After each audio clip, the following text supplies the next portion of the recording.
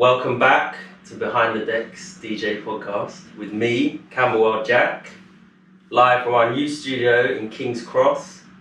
On this episode, I have another special guest, DJ and radio presenter on Trickstar Radio, JustJo. Hello. Hello. Let me firstly say thank you for giving your time. That's okay, I'm excited to be here, to be fair. It's going to be good. Great. I'm always grateful to have guests on to share with our audience. So we actually met in Tottenham a few weeks ago. We did, yeah. At Pirate Studios, where we were doing the world record attempt at the longest back-to-back. Yeah, that went well. Well, we didn't actually. No, we didn't. We didn't manage it. Didn't manage it, but we still raised a lot of money for charity, so True. That's all I care about. That is true. Yeah.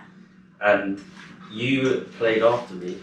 I played quite a few times, to be honest. That's true. But yeah, I did. The One first time I played was after you, actually. Was it? Yeah, it was, yeah. Okay. Yeah, so you came on and played after me, and I was literally like blown away because you were so techy and skillful.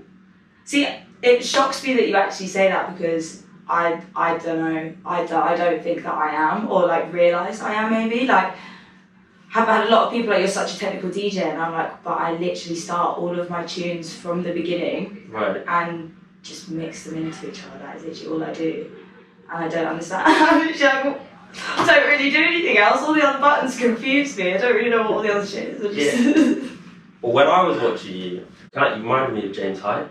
Okay, I don't know who that is. I will look him up. Okay, he's yeah, very well, like technical DJ. He does a lot of YouTube. I think it's because I just know my tunes. Right. Maybe. So I know when to like pull bits out to like do switches and stuff. Mm. And I think because I mix loads of different genres, I kind of have found my style by mixing all of those genres in the same way. Okay. So, except for house, because house is a bit different entirely, but like, I'll mix garage the same way that I mix drum and bass. Right. Or I'll mix in house tunes with garage and then mix in 140 with that, so I'll just put it all to the same speed. Right. And then I can just mix in all the different genres. But Yeah. I just know the tunes, I guess. So I don't know, I don't think that makes me that technical. I felt like you were doing a lot of like mixing songs on top of each other. Usually when I mix, I'll typically just bring a new song in as one's breaking down, they bring in the next one, you know, maybe use like reverb or echo. Yeah.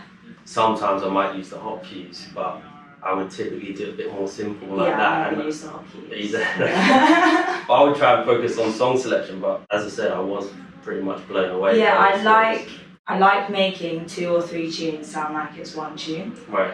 So especially if there's vocals on top, because there's this whole stigma over like you can't play 2 vocal tunes at the same time because they'll clash. Right. But that's not true if you know your tunes and you know the call and response that could happen. Yeah. So because you could have one voice being like da da da da, and then you'll have like another set of vocals that come in after that first phrase has already happened. Right. So that would then sound like it's still one track, if you see what I'm saying. No, so it's nice, so that whole thing of like double drops and triple drops or whatever, I don't care if they hit on at the same time. Yeah. I'm more about the blends and actually how the 2 tunes work together. Yeah, you can also kind of do wordplay like that, because I did a mix in here and I was playing a Sammy Virji tune, Alright, and the first part of the vocal goes, why don't you just, and then I was playing a Rude Jude remix, Don't Mess With My Man, so I was bringing Sammy Virji in to say why don't you just, and taking it out, bringing up the other tune, so it was going, why don't you just mess with my man?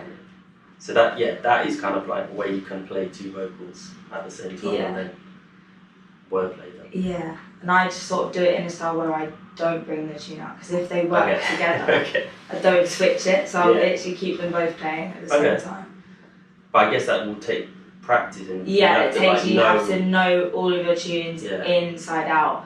But that's where me being a classically trained musician has really helped over the years, because I've trained my ear. And so I can hear all of the sounds in my head, and if I hear a song on the radio and it's coming in halfway through, I'll know exactly where in the point of that song that tune is, and I'll be able to just pick it up from there. I think that's just having music engraved in me since I was 2 years old. that it's like it's a part of me, and I can just hear whether the tunes will sound well together. And being brought up in the sense of being a vocalist in loads of chamber choirs and stuff like that, always having 3 or 4 different parts of one tune going on around you, and you have to keep an eye on your own part that you're singing, which will be a completely different line or melody that all the other parts are going on, and to be able to still listen to all of those and then sing your own part, that's a really difficult thing to do, but that is in parallel with mixing, because it's like I can hear one tune, but then I can also hear the other tune in with it as well, and I can make them work in harmony. Yeah, so you're taking harmonising from singing and just transferring transferring it into that, and all of the things that I've learned from singing, from playing the saxophone, from all of those things that I've done growing up, all the theory that I had drilled into me, I just put all of that knowledge into mixing. Yeah, and that's how it comes out. Yeah. Right, well, let's talk a little bit about your backstory, because you told me that you had only started DJing in the lockdown. Yeah, it was just before the first lockdown, so January, February, I was moving back to Brighton. This was of 2019. Yeah, because we went into lockdown in March. I literally just moved back, and before that month when I was moving back to Brighton, I bought decks. Yeah, because so I was February 2019 I started mixing it. I was stunned when you told me that how new you were. Yeah. Right, that doesn't make any sense. I mean, ordinarily the guests I would have on here would have a lot more experience. Yeah. But I just think you're a really interesting case of someone who's so new yet is so good, and it's also looks like you're getting some big opportunities. Yeah, I'm getting some big sets, and my name is getting about there now, but I'm still not as known as, I guess not as known as that I should be for the talent that I've got, I want to say, but without making myself sound big-headed, you know what I mean? Yeah, because I was wondering why I hadn't heard of you, but then when you said you were so new, I thought, okay, that makes a bit more sense. But before I started DJing, I did have, down in Brighton especially, I did have my foot through the door anyway, because I'd got on vocalist tracks with different producers that are also released in the wide web and whatnot, and also ran events. So I always had my foot through the door, so people down in Brighton knew who I was. Yeah. And then when I started mixing, everyone's like, oh, you're mixing now, yeah, great. and then everyone's just like started putting me on lineups and stuff. So it has been like, I have been about for like the last 5 years in like busting my ass in Brighton trying to get to where I am now. But DJing wise, yeah, I'm still very new. Okay, so you started in the lockdown, and then what equipment did you have? What did you learn on? Well, first time my friend taught me, and we went to Pirate, and he just showed me, press play, said put USB in there, and they go mix. So he didn't really teach me at all. And by the end of the session, I was already doing like so much stuff that he couldn't even do. He was like, what is going on? Are you sure you've never mixed before? And so I then bought off my friend who was selling his decks because he wanted to get into production, so started getting all the production stuff. He messaged me like, I heard you went to Pirate with Leanne the other day, and I was like, yeah, I did. He's like, do you want to buy my decks? I'm selling them and I'll do them cheaper for you. And I was like, yeah! And so it's actually like proper decks, so it's the DJ 700s, XDJ 700s, and a 2-channel Pioneer mixer. So it is actually like proper decks. Yeah, I think that's what I've got. They just don't have the CD. Yeah, they don't have the CD, it's just the USB, and it's like a touch screen. Okay, yeah. Yeah, and so I got 2 of those in 2-channel mixer. But I started getting really good on 3 or 4 decks because of Trickstar. Okay, so you get your equipment. Yeah. You have 1 lesson. Yeah. And what then was I just it? Mix every day. But what was it that you actually focused on when you were learning to do it? Because obviously there's beat matching, there's song selection. Then there's, do you use record box? Yeah, I put my tunes in, I don't do anything of set cue points or anything like that. I literally just put my tunes onto record box, onto the USB so I can see the waveforms. Okay. And that's it. So how come you don't use cue points? Because I played all my tunes from the beginning. Oh, you literally always start at the beginning? Yeah. Unless I need to like, where I'm trying to do is like a specific double drop and I need to bring the tune in to make that happen, but I'll still wheel it forward to the point, and I know, because I just know. I just know the tunes, I know where I need to put it, because I've So I've done bars, I can count, I've done all this, so I just know where the tune is, so I wheel it forward and then cue it. But I don't set any cue points. Majority of the time I play all of my tunes from the beginning. Okay, well fair enough, because when I started out, I didn't know you could set cue points, so I had dragged all my songs in. I have no idea about any of that either, so. Yeah, I dragged all my songs in to Record Box, and I don't think I even lined them up on the grid to the beginning. I thought they had to go through Record Box to show up, but I do think they're really, really useful because in some cases, like Bonobo has a song and it's called 7 Sevens. It goes in 7 bars. So if you didn't have Record Box and I didn't have the cue points, I'd be counting in 8 bars. Yeah, so and then it would come in on the drop on the 7th. So that I find it's useful for stuff like that. I've had other songs where it'll be going in 8 bars and then suddenly they'll do a 6 bar build up. And then we're at the drop 2 bars earlier than I was expecting. That's where I say know your tunes. Okay. Because you can count that in your head. So I have a few tunes like that where it's one of my friend's tunes, it's still a dub, but it's a dub that everybody knows. And he deliberately put the drop after bar 9. Okay. But I know that because obviously the first if you practice it and it doesn't drop, I'm like, okay, why didn't that drop? So I stop. Even if it's like mid-mix, well, obviously not if I'm playing live, but by the time I'm playing live, I already know this trick. But I'll be like, okay, I now need to bring it in 1 bar later. Right. So I'll count in my head. So that's okay. 8. I've got to 8. Now wait a bar and now bring it in, and then I'll drop. Yeah. Together. But that requires a lot of memory. How many songs do you have in your collection? I literally have 6 USBs. I've got about 15 days worth of music. Okay. Yeah, because I'm up to about 3,000 songs now, and I was interviewing another guy, Ben Techie. He said something similar to you. It was just like, you'll remember these things, but when I've got 3,000 songs and I've got drum and bass, house, tech house, dubstep, grime, garage, jungle, it's a lot for me to remember all of these songs. So I think the 2 points, that does help me, like I said, because I mean, some of them I scroll through, I haven't even played before. So remembering those, because when you're trying to keep up to date with music, I feel like there's so much stuff that comes out. You always want to have the new stuff, and then I'll get to things and I'll read the name and I won't know what it is. And also I find that playlists are useful for that because at least I know if I'm in the drum and bass playlist, it's going to be a drum and bass track, even if I don't recognise the name, which often happens. Yeah, I do playlists as well, so I'm a bit more niche in the sense of I actually have garage sticks and house sticks, and then I have drum and bass sticks. It's just for me, but I'll know what every single tune is in what playlist and is on what stick. But do you have to have different record boxes then? No, it's all on the same record box. You just export the playlist to this USB and not the other one? Yeah. Okay. Alright, fair enough, that's interesting. Did you use any like online tutorials to help you? Nothing? Nothing. I just trusted my natural ability with music. Fair enough. Yeah. Yeah, because I find that not many DJs do use it. I use the tutorials quite a lot. I find that they're useful for either learning about effects or... I'm too stubborn, and I'll tell you why, because always growing up, I was always able to pick up an instrument and just play it. Okay. And I think it's because I'm autistic, so I got gifted being amazing at music because DJ genius. Yeah, like it's not even just DJing, because obviously before anything else I was a natural musician, and at one point or another I actually wanted to be a professional saxophone player. Okay. And so I've got grade 8 clarinet, saxophone, used to play the recorder, could play the piano. Cool. Yeah, I got my mum's a recorder and piano teacher. Okay. Like, everyone's got to start out somewhere.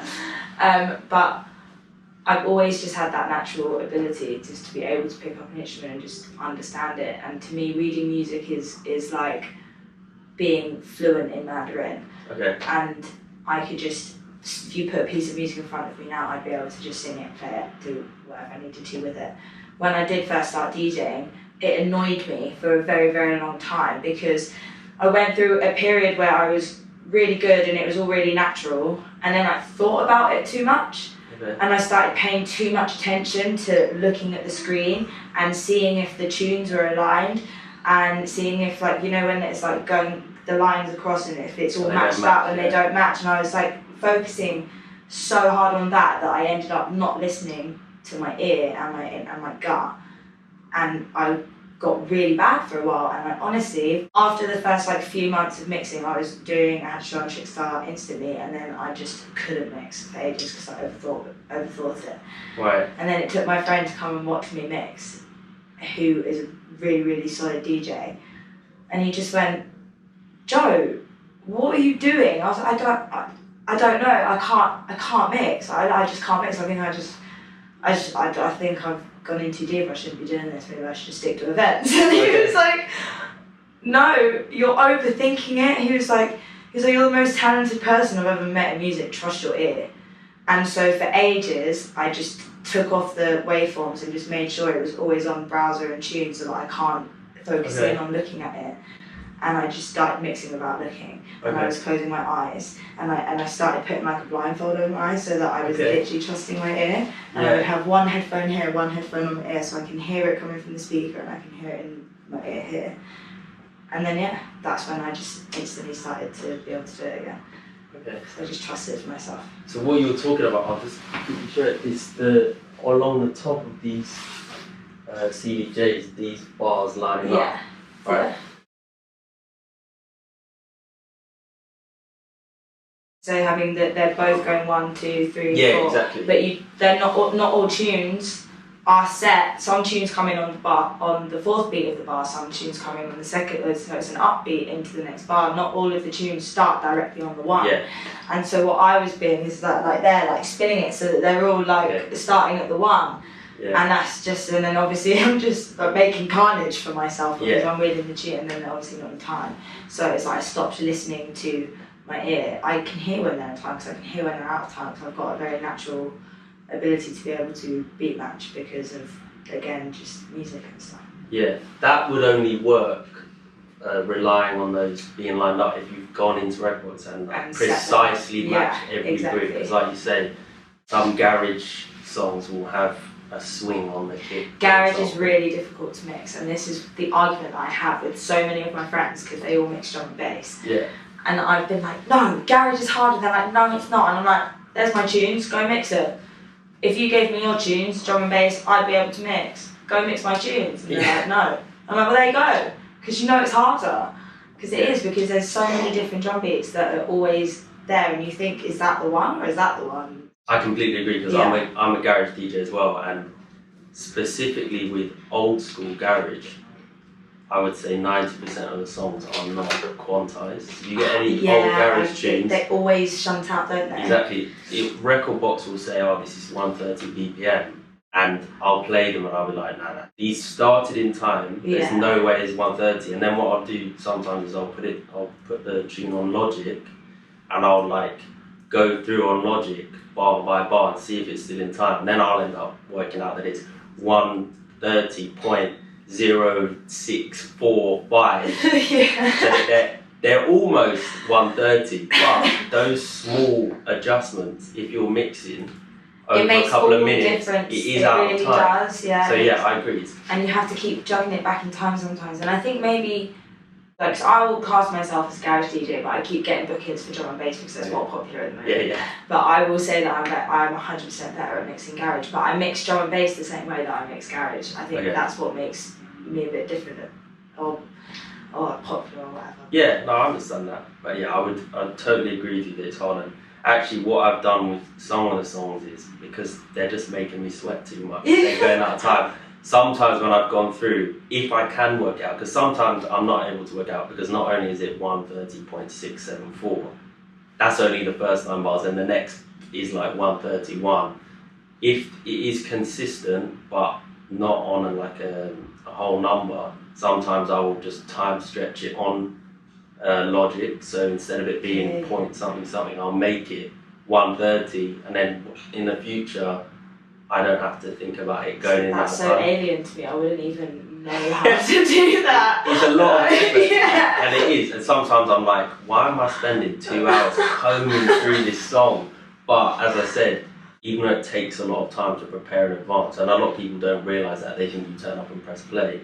For me, having spent that time, although it's very unenjoyable whilst I'm doing it, afterwards I do feel better, because I'm like, at least I know that this song is now in time. And again, sometimes when I get the song that brings the drop in a bar earlier or a bar later, I might just cut that bit out and then make it land at the right time so that I don't have to remember all these weird production techniques of producers. Now, it's more creative to be out of time, but at the end of the day, I think if you're producing, you're going to want DJs to play the music. And for some people, if you do these really out of time ones because you say it's more creative, then they're going to be like, this track is just too much of a hassle. I've got to like remember all these different things that you put into it. Whereas if you play something like house music, you just know that like it's always on the beat. And actually, I think if you're going to learn to DJ, even if you're not going to become a house, 100%. I did start with house, to be fair. I do agree with you with that. And on house is so much easier than doing anything else because it's a lot like. Yeah, and you also get the longer build up because I play Afrobeat sometimes. And oh, sick! You get 4 bars. What? And then it drops? Yeah, they're just 4 bars. The song will start 4 bars in.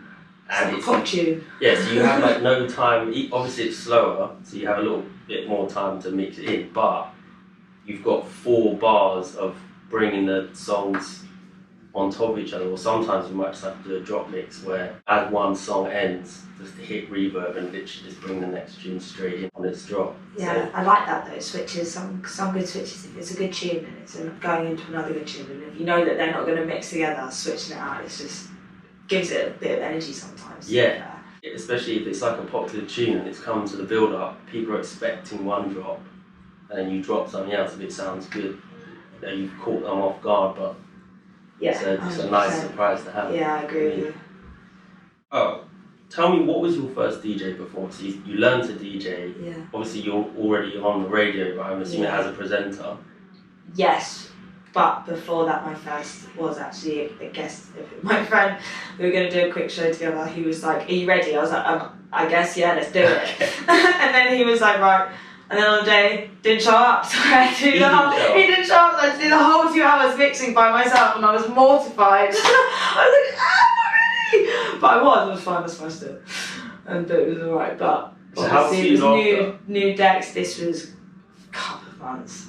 Like really soon after, I was like, I don't think I'm ready to do like a 14 hours by myself. He's like, I can't be there, I'm sorry, you just have to do it. And I messaged my mate, like, he's not coming, he's like, nothing I can do, I don't do anything at Trickstar on Sundays. I was like, he was like, just do it, Joe, you'll be fine. I was like, I was like freaking out. I do think actually that's, in some ways that's good because when you're starting out, deep end needed it, yeah, definitely. Yeah, when you're starting out, sometimes you're like, how do I know when I'm ready to actually play out in front of you? Because you're never going to get to the stage where you're as good as regular performing DJs if you're not out performing. And people get criticised, so I often see big DJs saying like, how can this person be out and they're clanging? But I do think there should be some room for people to learn on the job. You can't be expected to wait. I made a mistake the other night. Like, I was opening up for Chasing Status and I practiced this double before, and for whatever reason didn't go to plan, and I literally was like, oh, and quickly brought it out, but no one noticed that in the room.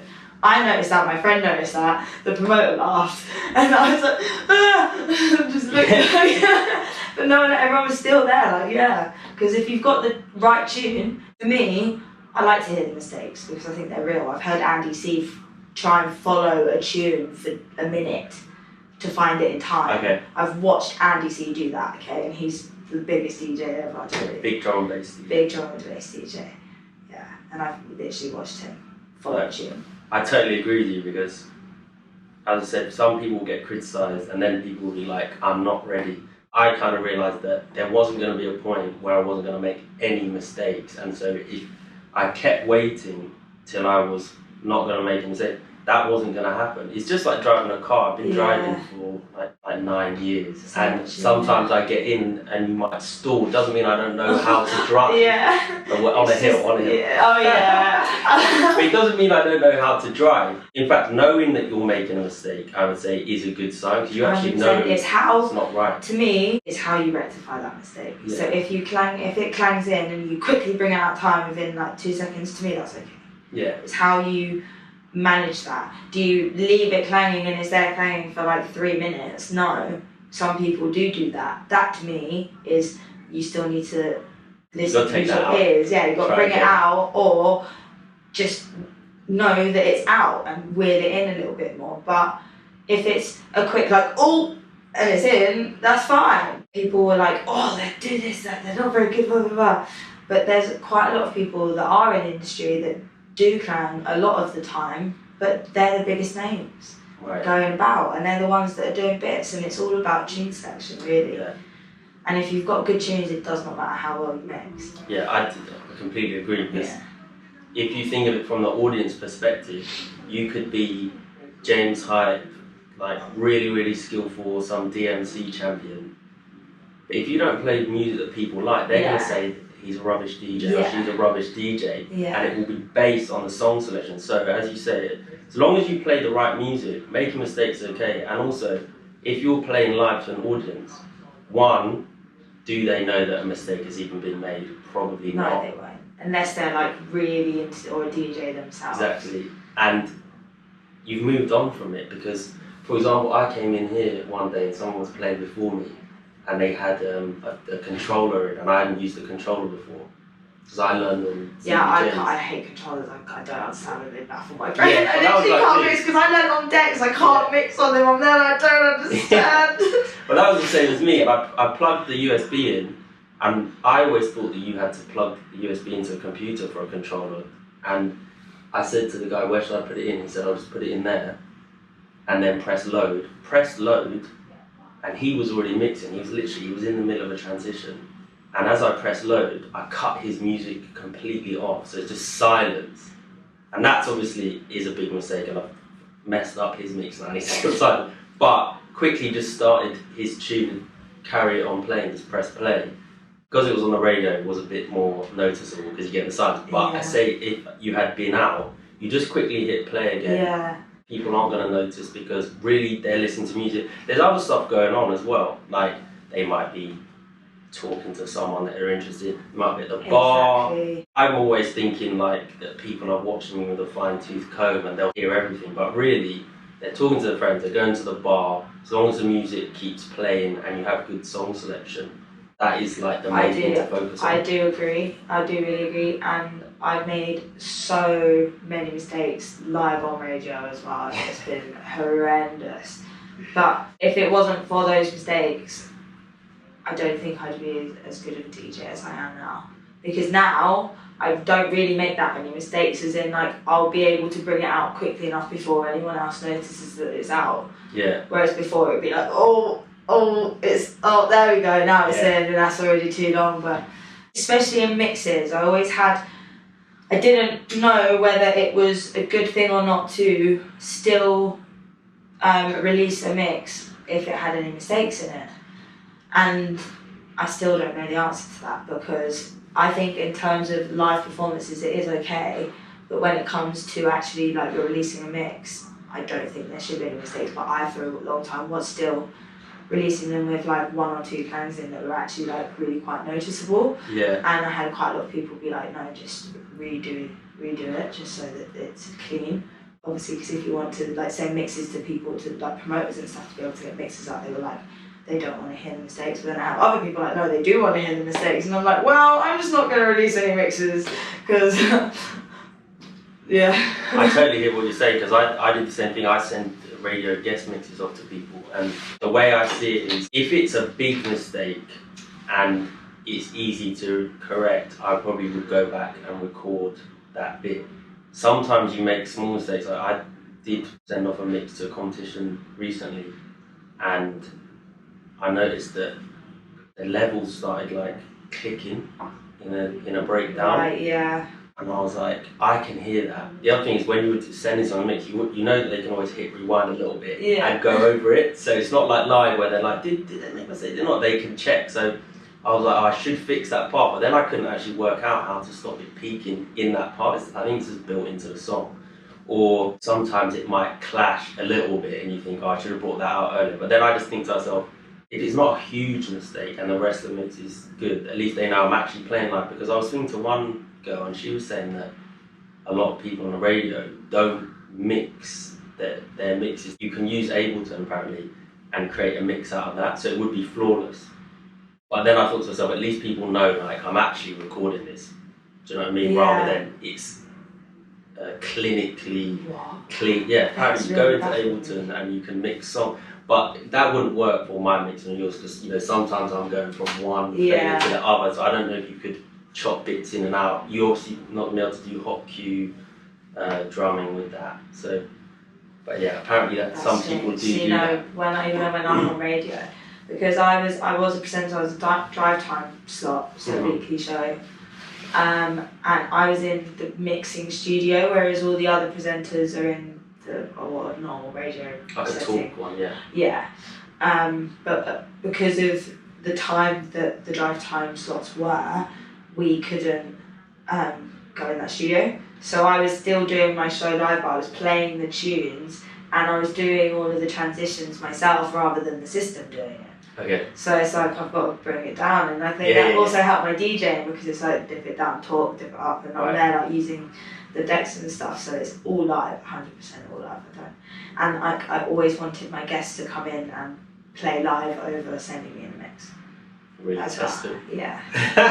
Actually, no, it's just, I just prefer it when it's live. Yeah, I hear that. So you had your first performance, friend doesn't turn up, you do the whole show. Yeah. Then lockdown happens. And then lockdown. I've seen on your Instagram, you played some big gigs. You played online with Burt Cope. Yeah. MC Stamina. Yeah. Legendary drum and bass DJ from Brazil, DJ Marky. Yeah, that hasn't come up yet. That's in November. Oh, it hasn't come up. So I'm really excited.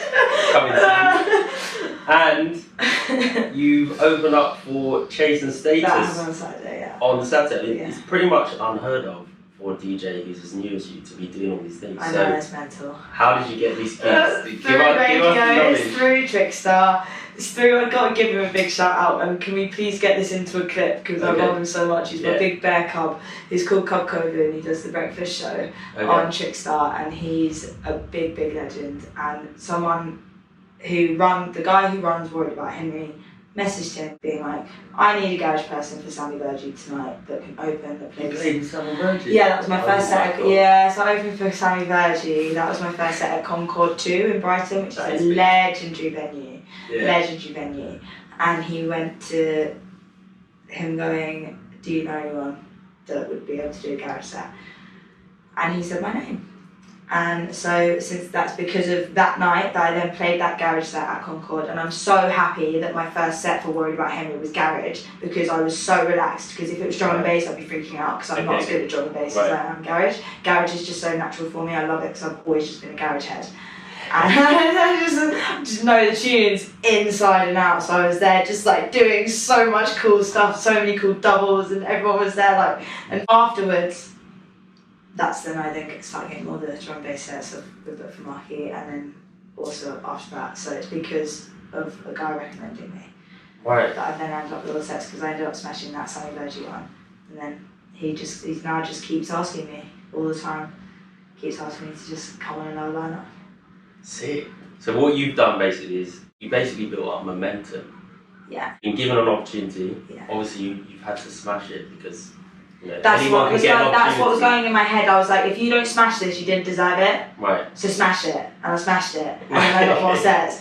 But I had people coming up to me afterwards, and I think it was because it was one of the first sets after lockdown, so everyone was still going out. But there were loads of drum and bass people that I knew that were there that don't like garage. And we're there like, we were watching your set and we stayed because you were just smashing it. Yeah. And he was like, we hate garage. We wanted to leave like 45 minutes ago, and you made me stay 45 minutes longer than I wanted to be because you were just playing some absolute like belters. And I still have people coming up to me in Brighton being like, were you the girl that opened for Sammy Virji? Like, you smashed it. And I was just like, oh, thank you. The ultimate compliment. Yes, I ended my set on Baby Cakes because it's a big tune in garage, but I was like... That is also like 130.647. Yeah, is it? That's one of them. Because I had that recently and I was like, why does this song not stay? That's why I finished with it. Yeah. It's like big tune. Yeah, it's a big tune. I was there like, oh, is this the kind of crowd? Is this the crowd? I just look up and I was like, this is definitely the kind of crowd. I was like, I'm gonna smash it. And then I came off and it was kind of just like a mic drop moment because I had like Kovu there and I had Pabs, who I now call Puppet Pabs because he's one that's the Wah, getting me on the sets with Wah. And they were just there like, sick, smashed it. And yeah, so that's how it sort of came about. And like, not many people get sets at Concord. It's a really, really hard. Not many people open for Sammy Virji. Yeah, no, but yeah, and that's and Jason Theatres. Yeah, and also to get the booking as a DJ because typically on the big lineup and main room as well. Yeah, typically on those it's people who produce music, which I always think is like a cheat code for getting big DJ gigs. Anyone can play other people's music. I'm doing it the other way around because now people are seeing me for a good DJ and now I am getting into production and I'm learning. When I start producing my own tracks, I feel like that's going to bring me up to the next level because if I'm already getting these sets, one without manager, two with only having like a few tunes that I vocaled on out with labels. Yeah. And if I can do all that, then what can I do if I do actually produce and vocal my own tracks? Yeah, I think actually that's a good way to go about it because I'm doing a similar thing where if you produce music and you make popular songs, that gives you an audience, and then at the end of the day, getting a booking, if you can bring an audience, that's going to be massively important. So there are people who make big songs who don't know how to DJ. Because it's electronic music, there's only one way to perform. You have to DJ. So they might be getting these headline shows or 2 steps down from headline just off the back of their music. They may not actually be really good, but I think it is better to be in a position like you or me who's focused on becoming good first. Yeah. And then once you come to make music and say if you're DJing here and you bring your music up to here, then you're the whole package. Yeah, that's what I want. Yeah. And I've always said, I know everyone says, oh, I don't understand this phrase, but slow and steady wins race, it's so true. I've been battling with music for a very, very long time, wondering if I'm ever going to see my foot through the door. Everyone's been like, how are you not doing bits with your vocals yet? And I was like, my time will come, my time will come. Yeah. My time will come. And it's not even in that sense that like, you could be doing so much more. And I'm like, no, because I'm doing what I need to be doing for where I am right now. Yeah. I don't want to push myself. I'm not going to get greedy. I'm just going to let it come to me. I didn't ask for what I wanted, obviously, but in like my dreams and stuff, like in DJ Marky, DRS, LSB, like that's all dreams to me. Yeah. It still like hasn't really sunk in that I'm actually on that lineup. But if you'd have asked me that a year ago, I would have laughed in your face. Yeah. And they were like, "Oh, you're going to be playing for Marky next year." I'm like, "I'm not." I don't know. It just is. So I kind of lost my train of thought of where I was going with what I was saying, to be honest. But I think if you need to refine yourself first, and then smash it, and it will come to you. Because I didn't ask for any of these sets, and I've on the back of other people saying, "This girl, that's how I've got these sets." Yeah, I think the important point here is get good and build a good solid foundation. Definitely. So that you can get the opportunities, because you could have been recommended and then not been very good, and that can tarnish you where they're like, do you know what, she wasn't very good, that might set you back. And there are people who, even I've been guilty in the past, where like a few years ago I entered this drum and bass competition. When I listen back to the mix, I'm like, this did not deserve to win. But sometimes you so want to get an opportunity that all I thought about then was, I just want to get picked. It was Play at O2, and I was like, I just want to be on that, so I'm going to go for it. But when I listen to it now, I'm like, they should not have picked me because I wasn't good enough, do you know what I mean, to be there. So do focus on becoming good. Yeah. So that when the opportunity does present itself, like you're saying, then you can do well at that, and then it will lead to something else. Getting that set with Sammy Virji has opened up so many doors for me. Yeah, and it should. And because I think that whole thing that we were saying earlier of, are we ready? By that point, I still don't think I'm ready now, and I'm still getting all these sets. But at that point, for the first time, I actually believed in myself. And I think that's what got me through. For the first time in my entire music career, have I actually said, yes, like, I deserve to be here. Yeah. Like, that's the first time. And I think it's from then that this inner confidence in me again just came out after all of these years of battling anxiety and depression. where I just lost all that confidence, not even able to sing in front of people anymore. Right. It's been a very hard journey for a very long time, but that garage set, all of that just gone. And like it went from 11 o'clock to about 10 past 11, full room. Right. And I was just watching people just come into the room and tears were falling on my face as I was mixing, and it was genuinely just like one of the most beautiful experiences I've ever like been in, and it just washed away everything. And since then I've been like, yes, I actually deserve this, like this is my time now, and so I'm actually just going to smash it. And that's what I've been doing.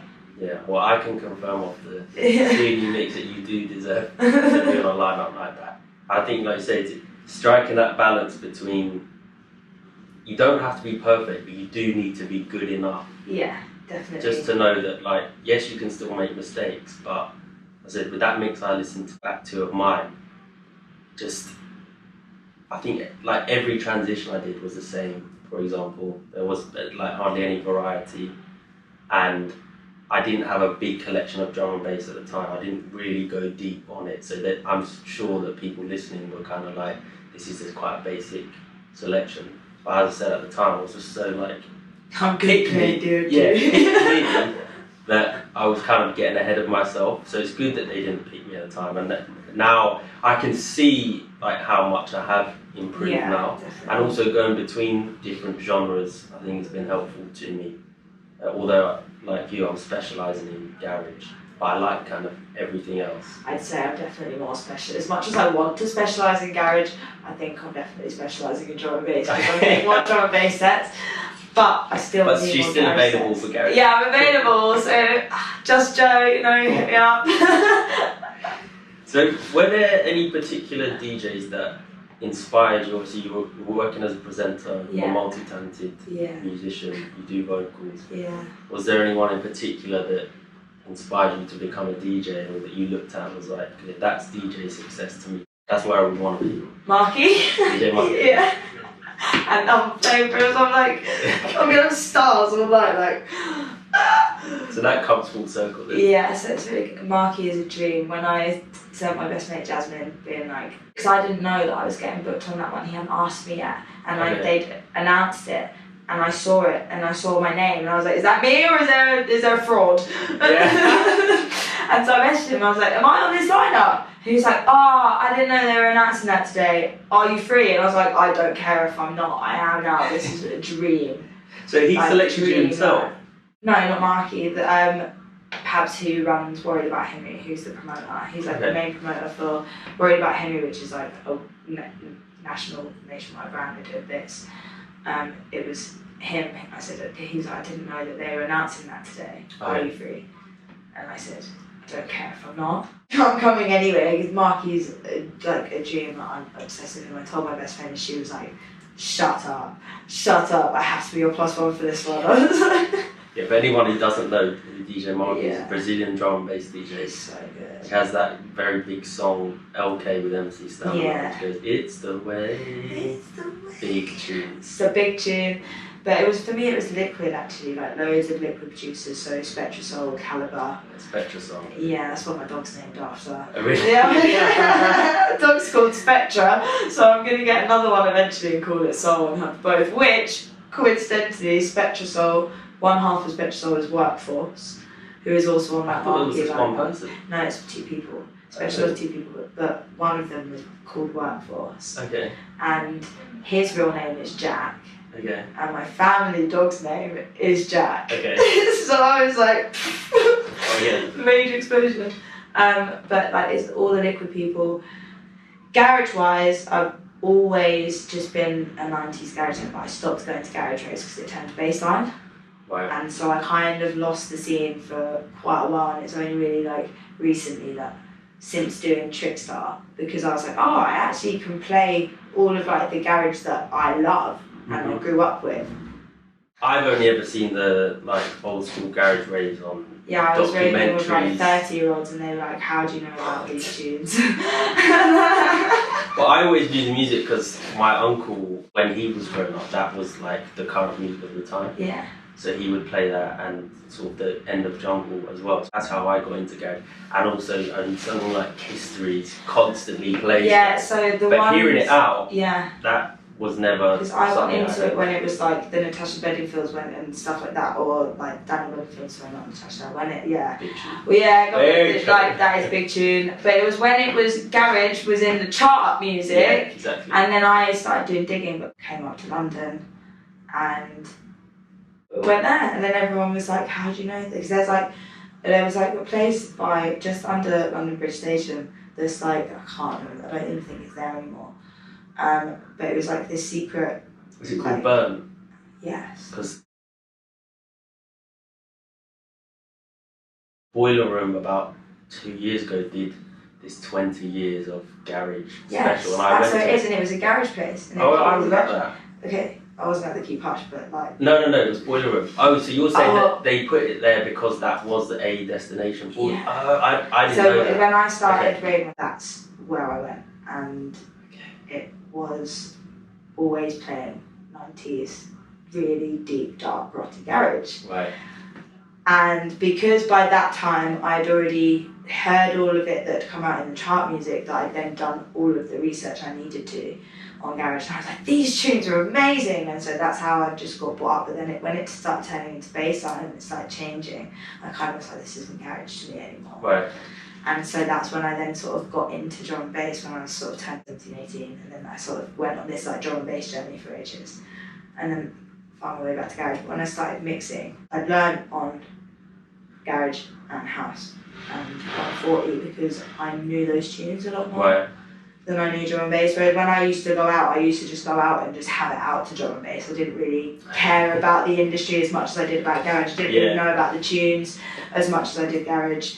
But it's only really sort of been since I started doing like events and actually like getting into the industry a lot more, and then DJing as well, that I've actually really refined on knowing what all of the drum and bass tunes are. Whereas garage, I'd be like, oh, that's that tune.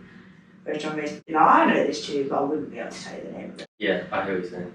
Yeah, speaking of DJing, I've only been DJing since it's been new school garage, like Conductor, Sammy Virji, people like that who are big at the moment. Love him. And he's such a nice guy. So is Sammy as well. I know Sammy. Yeah, I have a funny story about Sammy Virji, to be fair. My friend asked me if I could send him some money and he'd give me cash. I was like, yeah, no worries, I can do that.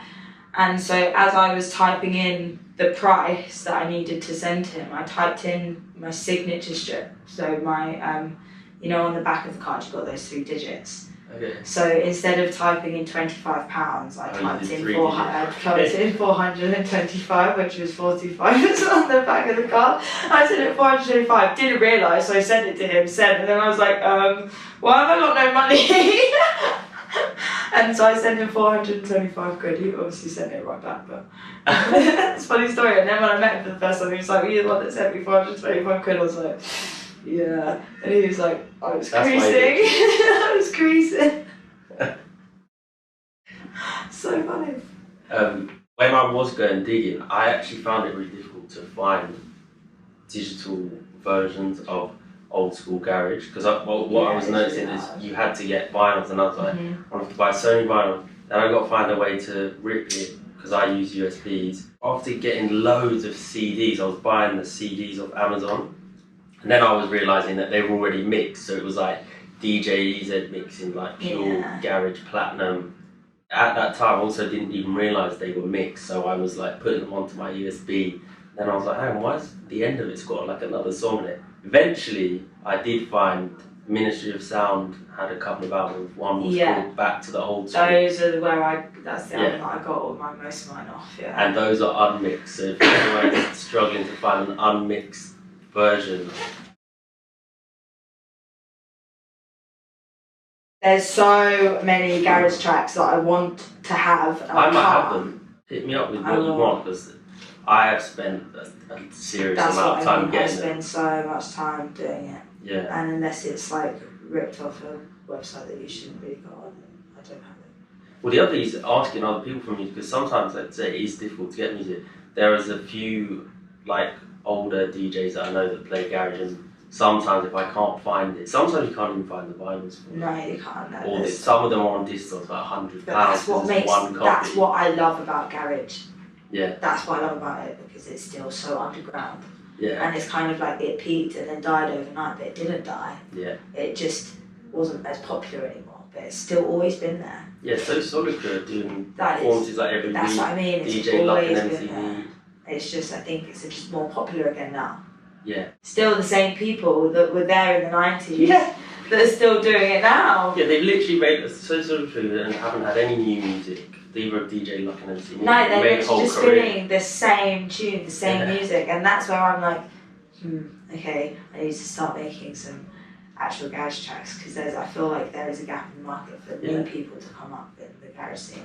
And if you make music that is really good and timeless, you can essentially make a career.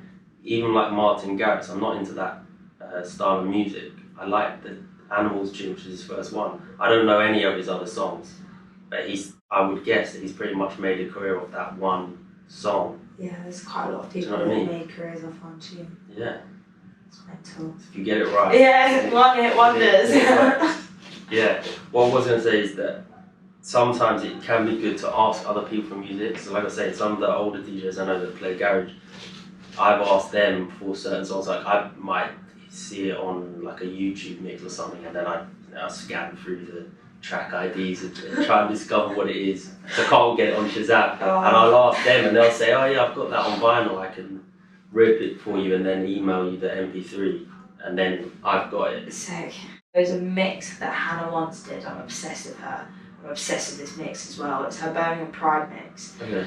And I wasn't there, but I've known about this set since it came out, and it was in 2019 Birmingham Pride, and there's a song in it that every time I hear this mix, I'm like, oh, it's the tune, and then I try and find it, and I can't find it, and I've been searching for since the mix to like try and find this track, and my friend found it, but it's not the same version. So you've got the name? So no, because I don't think I do, because it could be like it could not be that as well. Do you know what I mean? Yeah. Send it to me. I'm gonna send it to you, because it's like I'm also gonna send you the mix and send you the timestamp. Okay. Like, 5 minutes tune. If you do, I'll love you forever. I'll have a look, because I said I have spent a lot of time like digging and getting on stuff, and some people have sent me vinyl rips, so because it's either like she sped it up like immensely, but even then I've sped it up to the same kind of speed that I think that she plays in that speed garage set, and it's definitely not the same version of the track, but I will. I'll send that to you, because it's going to annoy it. Honestly, I've lost sleepless nights because of this tune.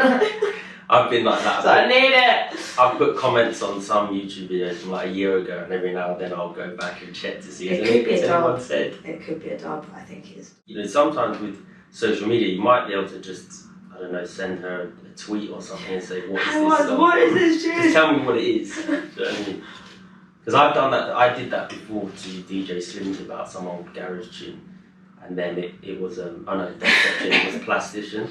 And then he copied Plastician on it, and then he told me what it was. So, you know, they might reply to that, because at the end of the day, you're basically praising them anyway, because saying that you like the song. I might just message Hannah straight away, be like, right, yeah, this time of your mix, Birmingham Mix 2019, what is this tune? Yeah, just send them what it is. Well, it's worth a try. Like I said, I'll have a look at it. So you said that you use Rekordbox, but you don't set any cue points, you just drag anything in. Yeah. When it comes to your library management, because I do think that library management is important as preparation, because it's just less things to think about when you're there. Like I said before, that I won't necessarily recognise a song, but if it's in my drum and bass playlist, at least I know it suits drum and bass, and I'm not going to accidentally play drum and bass in Afro beats, for example, that are like miles apart in speed. So how do you organise your music? Do you use playlists? And also, how do you keep up to date with the music that you get? Because I find that sometimes, like I'm on promo lists, so if anyone doesn't know what that is that record labels, or sometimes just artists themselves, people who make bootlegs, will have an email list where they'll send me music, and it can be quite difficult to get on. Sometimes you can people will just post a tweet if they're not very big and just say put your email address. The bigger ones, like the record labels that I'm on, they will want people who are on the radio. So if you can get yourself on the radio, that's a good way, because they will typically just, as soon as you start on the station, they'll just add you to the list. I've been added to a few people's promo lists. Been added to Critical's promo list. Okay. I get a promo list from the woman who runs 1985, get loads of tunes sent through, so that's kind of how I keep up in that way. Or I just buy all my tunes, and when I get paid, I just go on a tune binge. Yeah. But I don't buy the top 100. I actually still buy the tunes that are my sound, but also popular as well. And I put them all into playlists. Whether it be garage or drum bass or whatever, and then just put that onto my sticks, and then I put my stick into my USB, and then I press play, and then I try mix them all. Some works really amazingly, others don't work so well, but then I've mentally memorised that mix didn't work well, and I'll do that again, and that's just what I do. Do you find it difficult to keep up with that stuff? Because, as I say, it is really good to be on the program list. I can't not keep up with it because I have a weekly radio show. I can't keep playing the same tunes. So I don't have a choice. I have to keep up with new music. I have so many dubs that I get sent by, because I have so many producer friends that just are and especially now, I'm getting more sets at the venue that I'm getting sets at Concord. People are starting to be like, can we send you music? Mm-hmm. So I like keeping up with the music because I like hearing the new tunes that are out. Whereas before, I didn't really care, and I used to always just listen to the same niche of tunes because I knew that I really liked those. But actually, I wasn't as, even though I was like, oh, I haven't heard this one, this must be a new tune of theirs, but I wouldn't be so like, this is this tune by this person, until I started DJing, and now I'm like, oh, I need new tunes. I have five USBs, 6 USBs, and I need new tunes, and I've still got so much music, but what I then enjoy doing is mixing the old with the new. Right. So that you still have all of those old bangers coming in that are going to be timeless classics regardless of all the new stuff coming in, but playing that with something that is new. And then that's where I think people are like, oh, sick, I wouldn't think to do this. I agree. I stress myself out a lot about being really up to date. So if I see someone on Instagram that I'm following and they say new tunes out, I'm like, need to get that tomorrow. So I do think, like you say, it's important. And I do radio shows as well. And because I film them, I don't want them to be the same, because if someone will watch one video and then it's the same music. So I do think it's important to stay up to date. But I do find it is a massive struggle, particularly because I'm doing different genres. So say, for example, 100 new songs come out a month in Garage, then I would only have 100 new songs to go through and listen to. Because I'm doing 15 genres, keeping up with 100 songs for 1,500 is 1,500 songs to listen to. So there is still trying to work out how to do it. Sometimes I'll say I'm going to spend this whole day and go through my promo emails and listen to them so I can find the music I like. But it could take me 2 or 3 days to listen, and even though I won't listen to the whole song necessarily, I'll sort of scan through them. I might listen to 100 songs and keep 3 of them, and I'm always like, this is such a long task, because you can't know if it's good without listening. I can't read the name, so I feel like I spend a lot of time in that kind of preparation, going through loads of new music, not keeping most of it. I also really like keeping up with the new free downloads. There's quite a lot of my tunes that I play that I got off Hypedit that are all free, and they're the ones that people rave out to and go oi and shout to the most. Because they're like, what is this? It's a free download, mate. It's by an up and coming producer. I love playing people's tunes. If they're good, I will play it, regardless of who you are. You could have 5 followers, you could have 10,005 followers. If it's good, I will play it. Yeah. And so I spend quite a lot of time going through Hypedit and just getting all of these free downloads and just smashing out. And there's some amazing bootlegs out there. There's some amazing free tunes, and those are the ones that do the best in the rave. Yeah, I'm going to say at least probably 70% of the songs I get I'll see them on SoundCloud, and then they'll have a link to Bandcamp. Yeah. And because they're bootlegs, they will be free. So I do it exactly the same as you. And actually that's sort of a way to keep up to date with new music, because if it's a like you say, someone who's a bit obscure, even if that tune was released a year ago, it's still new to everyone else because they haven't heard it. And like there's a garage producer and DJ Badger who I discovered, from Bristol. Yeah. I discovered him like 2 years ago, and he wasn't that popular. I was like, these tunes is making sick, and they were all free download. So I got a couple of them. And then one thing I started to do is, say I find someone like Badger on SoundCloud, what I'll do is I'll look through the songs that he's liked, because I'm thinking we'll have a similar taste. So that's also a way I find to not have to go through tons of songs I don't like. If I like the producer, I'll assume that most of the songs they've liked I'm probably going to like. Then I look through a bit less. Yeah. I mean, yeah, I know what you mean. So that's my little cheat code. But it still takes me about 3 days to go through it, and then I'm like, is this worth it to just, but I think I like the results of it, of being like, I've got really fresh tunes and no one else has them. But the process of it. The process is long, but I love sitting there just listening to them. Because I'm quite good at recognising very quickly whether I like a tune or not. Oh, so that's 2 seconds. 2 seconds on that. skip. Yeah, so I can quite quickly shovel through and think like, what? No, and I'm like, ooh, that's okay, and then I'm like, I'll listen to this one.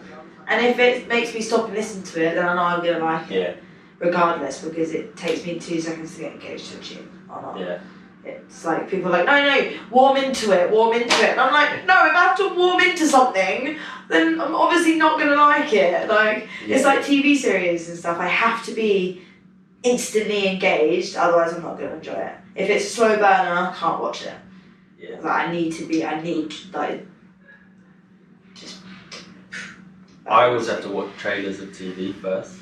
Because I'm like, I'm going to watch a trailer. I feel like the trailer just doesn't really tell you anything. Really? Yeah, I just never feel like the trailers do anything Fair enough. other than make you want to go see something, because there's been some really, really good trailers and it's been shocking. Okay. So now I just don't watch the trailer anymore. Yeah, I'm mad on watching trailers, so I'm like, I'm not going to start watching this and then turn it off. Do you know what I mean? Yeah. It's not any good. So I'm very, like you say, just skip through, which I suppose could be negative because people have spent a lot of time to make these songs, so they're going to want you to listen through. But at the end of the day, we have to be able to separate like the good from the bad, and we don't have time to listen to 100 songs all the way through. But to me, even if it's bad, if it's in the top 100, for example, that means if it's bad to us, it's still popular to all these other people, because if it's in the top 100, people are obviously buying it, which means people obviously like it. Just because I don't like it, I'm not going to buy that specific tune. Yeah. Doesn't mean that when it goes off in a rave, loads of people aren't going to like vibe out to it. And I think there's so many things that people say you have to cater to the night that you're playing, and I do really agree with that, because like, for example, I got booked on an LSB night, and where he was doing LSB for 3 hours, like playing a 3-hour set. It could not be any more liquid. He'll throw in a couple of stinky tunes, obviously, because he's doing. So if I come on and shell jump up for an hour, they're not going to book me again. Yeah. Because you're not catering to the night regardless. So I like keeping to my sound, but catering to the people that I've been booked for. Yeah. And so there's loads of tunes that I'm not going to play just because they're the tunes that people want to hear, and they're the tunes that everyone's like vibing about. I'm going to give them me and show them what I do whilst taking them on a journey. Yeah. So that's how I do it. I'm not gonna take anything less from who I am and how I DJ and the tunes that I play, but I do need to know who's taking the decks over from me. Do I have, like, so for Chasing Status, for example, it's Chasing Status, I can go as ham as I want.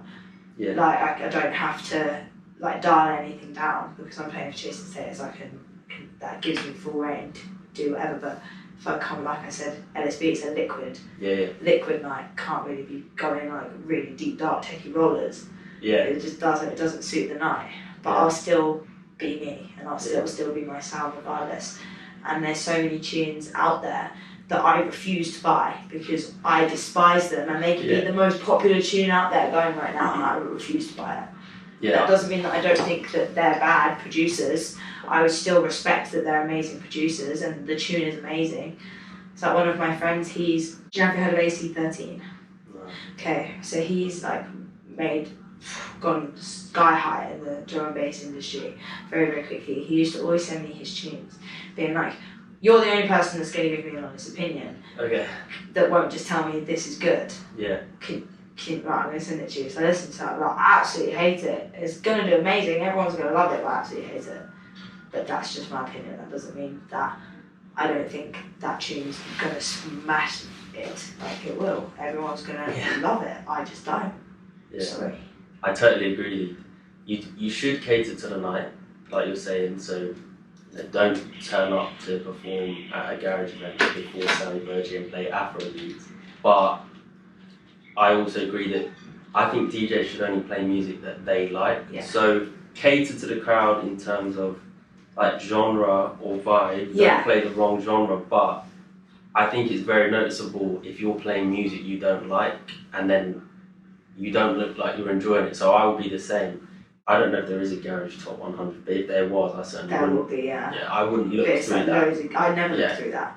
I never ever, because it's just tracks I would never think of playing. I like going for the obscure things. Yeah, and you need to stand out as a DJ, and it is important to. I think at the end of the day, what we're being paid for, once you have got the skills, what you're being paid for is your taste, your song selection, and so you should be playing songs that you like. Because I listen to some songs, I think that's got like 20,000 plays on SoundCloud, but I don't like it. Yeah, so I same. won't, like you, I won't play it. I won't play it. I feel like people want to hear the music that I like. I think as a DJ, you should feel like your taste is better than average. That's why you're doing it. Do you know what I mean? I think people who have good taste, although that's kind of hard to say what is good taste or whatever, but those are the people who make good DJs because you're there to select the songs for everyone. There will always be people there who are like, can you come and play this song? Because they really like it, but that doesn't mean the whole crowd is going to like it, and that's why I find that people who do song requests can be good. If you're already going to play that or you have it, that's fine, but when they're like, can you play this song? Yeah, and then you're thinking, I could play it to please you, but it might ruin the vibe for everybody else. It's probably best that I pick the songs. Yes, you can give your input, but to like make me feel obliged, I must play it for one person, and then everybody else doesn't like it, and then maybe I don't get booked again or whatever. Yeah. Do cater to the audience or the vibe, but play music that you like. Yeah, because at the end of the day, that's what you have to do. That's what I mean 100% when I say I'll cater to it, but I'll still be me. I'll still be playing all the tunes that I like, regardless of whether they're liquid or whether they're jump up or garage or whatever. I'll be not forgetting who's playing after me, but I'll still be putting Joe into the set. Yeah, and that's what will make you stand up. So what I want to ask you is, what do you think is like one of the best or most worthwhile investments you've made in music? That can be buying decks, 100%. Okay. Yeah, 100%. Lots of DJs don't have decks. Yeah, no, I don't get every week. Don't get it. I don't get that either. I don't get it. Yeah, buying decks, 100% hands down. That was the best investment I ever made. More than anything ever. I play the decks. I like smash out my decks more than I play my saxophone. Yeah. Genuinely, and I used to call myself like a professional saxophone player. But as soon as I bought the decks and I have them at my capability, instead of after work sitting down watching telly, well, I didn't sit down. I stood up, had a mix.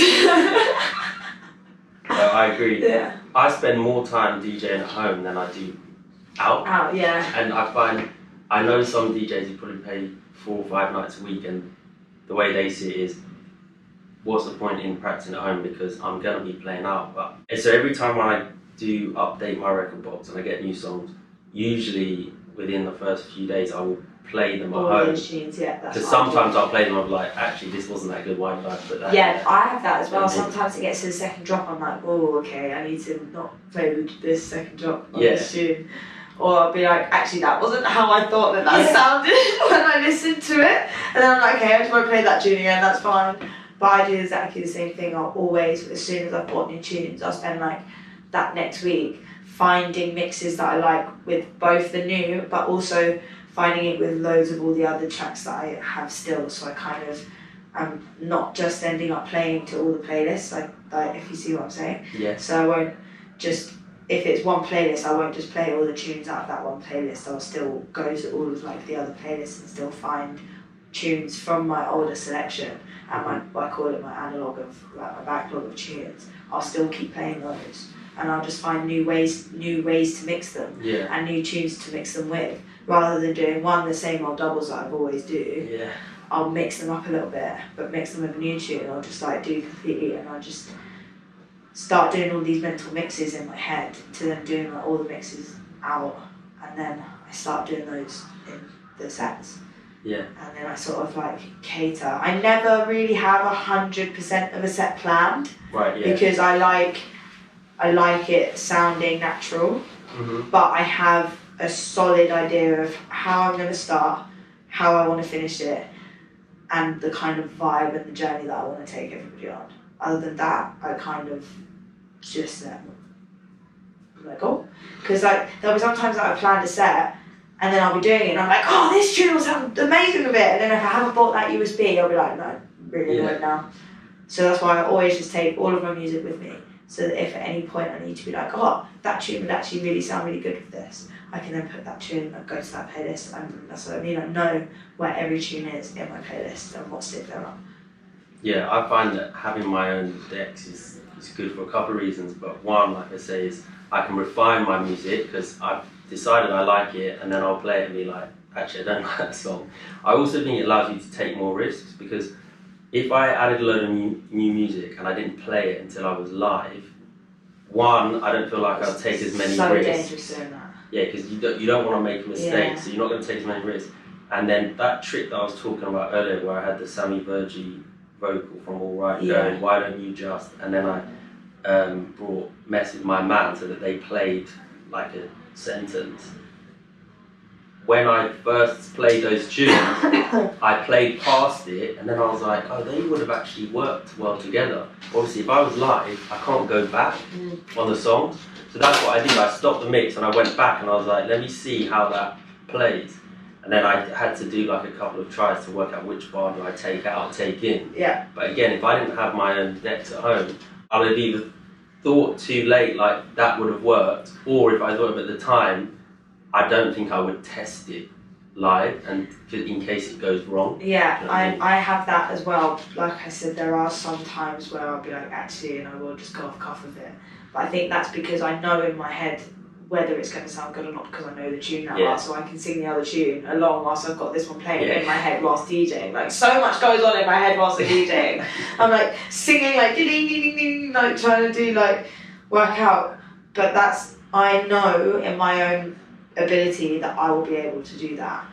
I wouldn't recommend it to everybody. Like, you need to know what you're capable of. So if you're able to like get up on stage and not have practiced at all, I say that maybe the DJ genuinely does just really know their tracks and can mentally mix them first. That's what I do with sometimes. But if they're new tunes and they're tunes that I've just bought, I will never, ever, ever go up on stage and play them without pre-playing them at home first. Never. Same. You're silly if you do.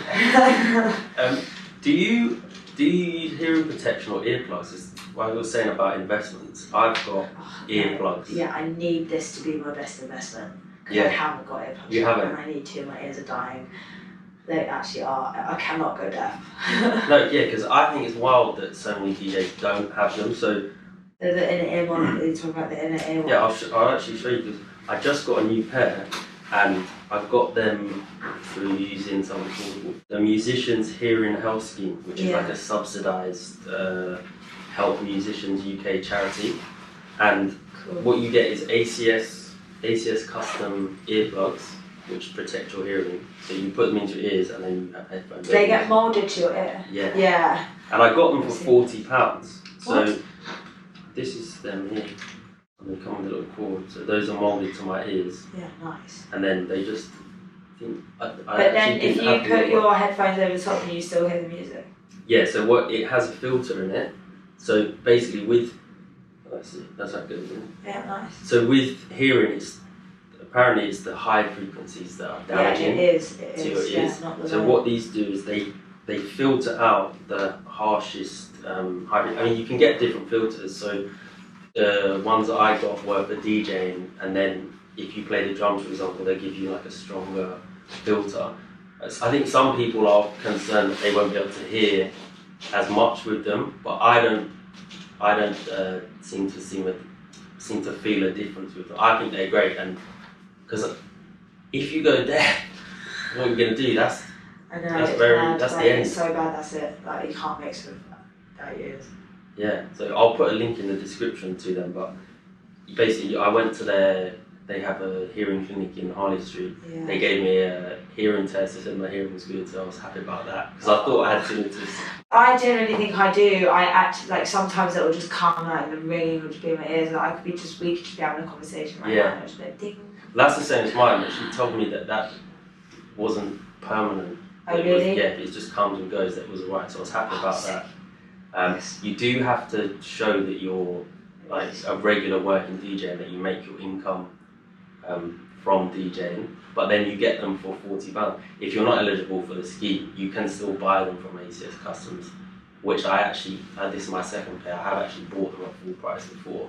They're £140, which some people might think is expensive, but going deaf is just not an option to me. So it's not an option for me. I need to. This is an investment that's been on my list for a very long time, but I just knew how expensive they are. But I might just try and I'll send you the link to do it, because I said if for £40 have them custom made to your ears. Yeah, that's what you need. But it's just I want to still be able to hear mixing, and I think that's why any regular earphones just won't do it, because they just block out the sound. You need you need the sound to still go through, but you need the correct sound, and that's why I think buying those is so important. 100%. That's my next investment. But before that, Dex was 100% my best. Yeah, sick. Can I just get you to show me a little trick, because you do double drops, which is like a drum and bass DJ skill. Or do you want to explain what it is quickly? Okay, so a double drop is when you have two tunes. I'm going to feel like I'm going to over-explain it now. Okay. Just do a simple explanation. Yeah, simple explanation. Two tunes that drop at the same time. Okay. So they can be building up together, and then both of the drops happen at the exact same time, and you keep both tunes in. They drop over each other? They drop at the same time, and you're still playing both tunes. And you can do that with 3 tunes as well, and you're still playing both 3 tunes. You switch one of the basses out, and you switch the new one in. Okay. And then on maybe the 8 bar, you can switch them back the other way, and then it's makes a vibe. It creates And I guess you can chop the You can chop them in and out, do whatever the hell you want with them, yeah. Alright, sweet.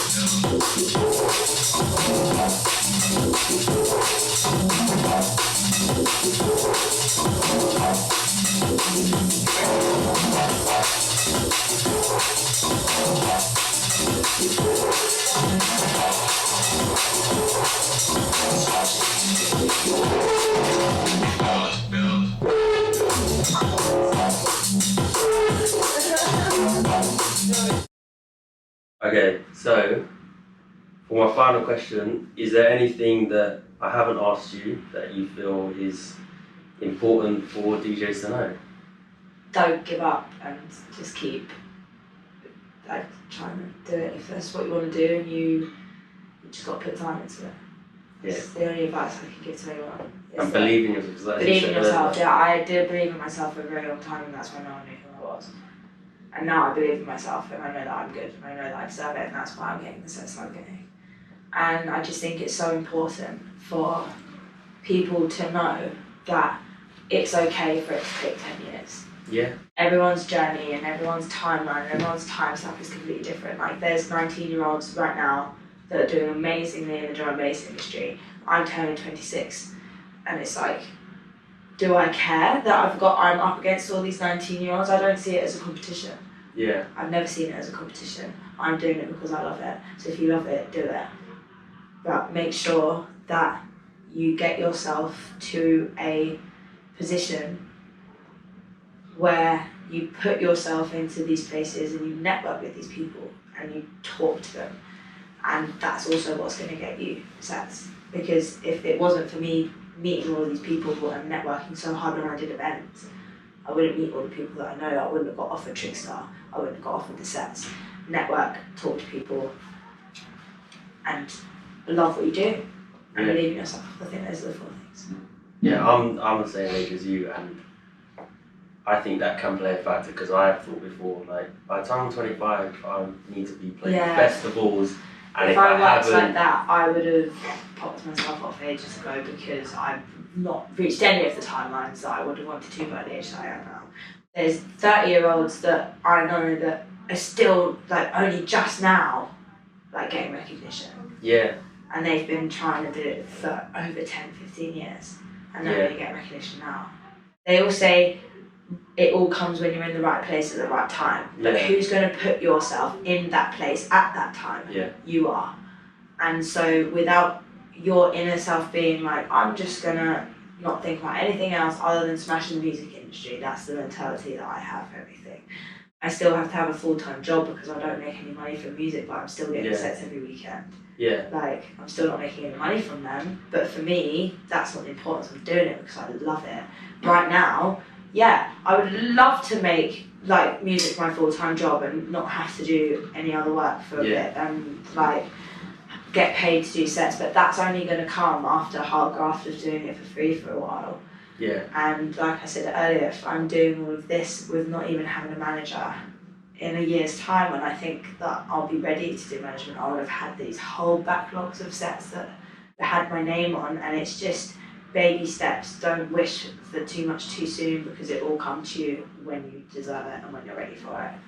So I sometimes feel like, I should have done this at 25, but I have to just be grateful. Like, I'm not where I would like to be, but I have to kind of be grateful for where I am. So I've got 3 radio shows. I've recently been featured in Trench Mag Best Mixes.